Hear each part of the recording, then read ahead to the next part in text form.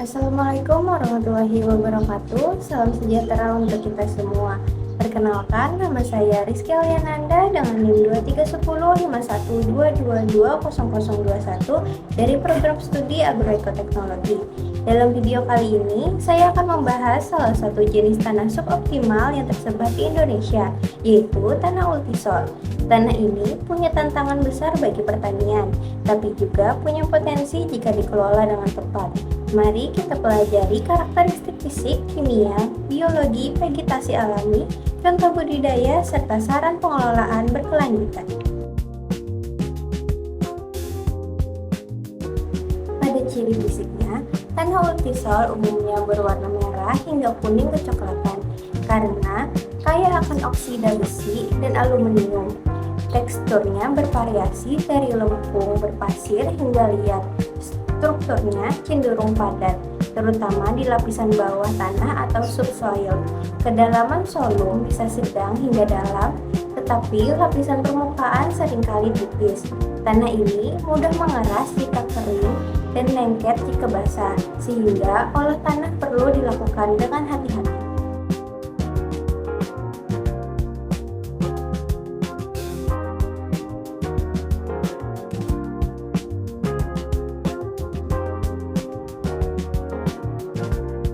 Dari sisi kimia, tanah ultisol dicirikan sebagai berikut. Yang pertama, pH yang asam 4,0 sampai 5,5. Yang kedua, kandungan aluminium tinggi dapat menjadi racun bagi akar tanaman. Yang ketiga, kandungan unsur hara makro seperti N, P, K, Ca, dan Mg rendah. Yang keempat, kapasitas tukar kation rendah hingga sedang. Yang kelima, kejenuhan basah rendah kurang dari 35%. Yang keenam, fosfat terfiksasi kuat oleh aluminium dan besi. Jadi, tanpa pengelolaan yang baik, tanah ini tidak dapat subur secara alami.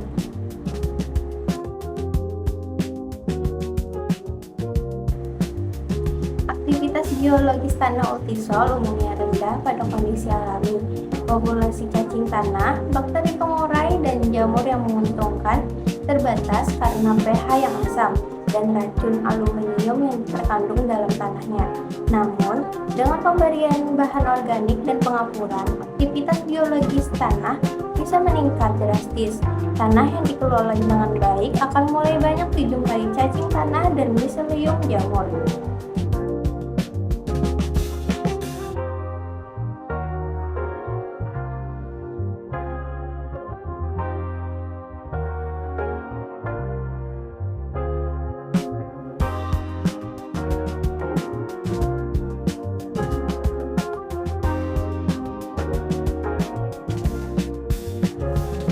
Vegetasi alami yang tumbuh di tanah ultisol biasanya adalah tumbuhan yang toleran asam seperti pakis atau Peteridum aquarinum, alang-alang atau Imperata cylindrica, Melastoma malabraticum atau senggani, dan berbagai jenis kerangkas dan semak belukar. Di hutan sekunder biasanya ditemukan famili Diprotharpaceae yang sudah beradaptasi, tapi jika di lahan terbuka, alang-alang yang lebih mendominasi.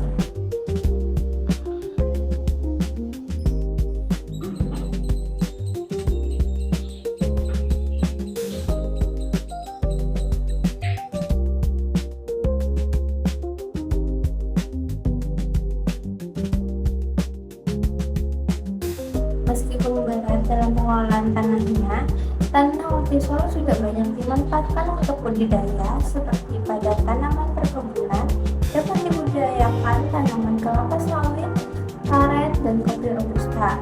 Sedangkan pada tanaman pangan dapat dibudidayakan singkong, ubi jalar, dan jagung dengan pemupukan yang intensif.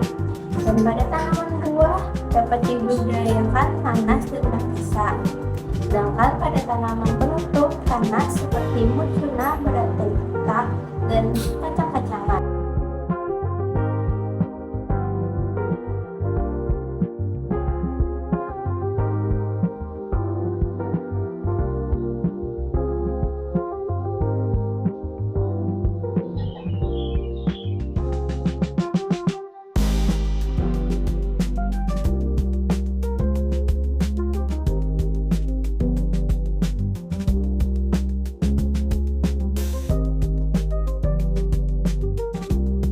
Agar budidaya di tanah ultisol berkelanjutan dan tidak merusak lahan, saran pengelolaannya yaitu yang pertama, pengapuran untuk menaikkan pH dan menetralkan aluminium. Yang kedua, pemupukan P dengan SP36 atau rock fosfat karena P terfiksasi kuat. Yang ketiga, pemberian bahan organik atau kompos dan pupuk kandang secara rutin. Yang keempat, olah tanah minimum untuk menjaga agregat tanah. Yang kelima, mulsa untuk mengurangi erosi dan menjaga kelembapan. Yang keenam, rotasi tanaman dan tanaman penutup tanah. Yang ketujuh, penanaman menurut kontur padat lahan miring. Dengan cara-cara tersebut, tanah ultisol bisa produktif tanpa mengalami degradasi.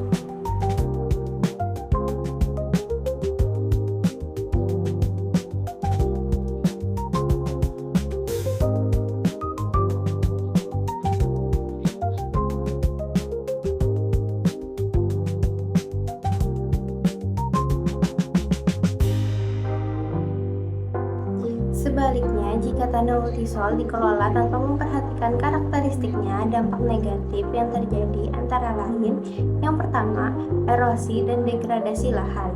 Tanah ultisol di lahan miring sangat rentan erosi karena struktur tanah yang mudah hancur jika tidak ada vegetasi penutup. Yang kedua, kemerosotan kesuburan lebih parah. Pemupukan tanpa diimbangi bahan organik akan membuat tanah semakin masam dan miskin hara. Yang ketiga, toksisitas aluminium meningkat.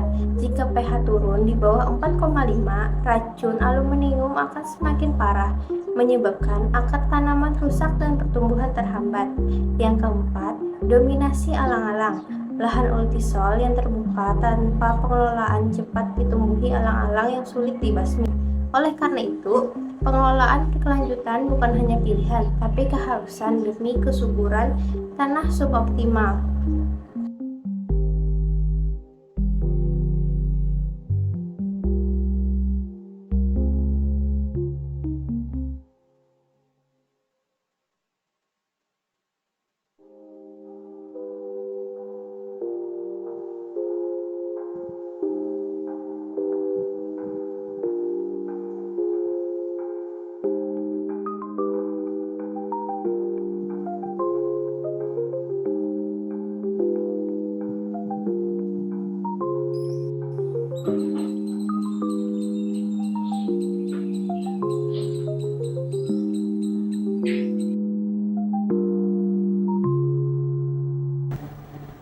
Kesimpulannya, tanah ultisol memang bukan tanah yang subur secara alami, tapi tantangan itu bisa diubah menjadi peluang jika kita mau mengelolanya dengan bijak. Dengan pengapuran dan penambahan bahan organik dan juga teknik konservasi yang tepat, tanah ultisol yang tadinya masam dan miskin unsur hara menjadi lahan yang produktif yang mendukung pertanian berkelanjutan. Semoga video ini bermanfaat dan menambah wawasan bagi kita semua. Wassalamualaikum warahmatullahi wabarakatuh.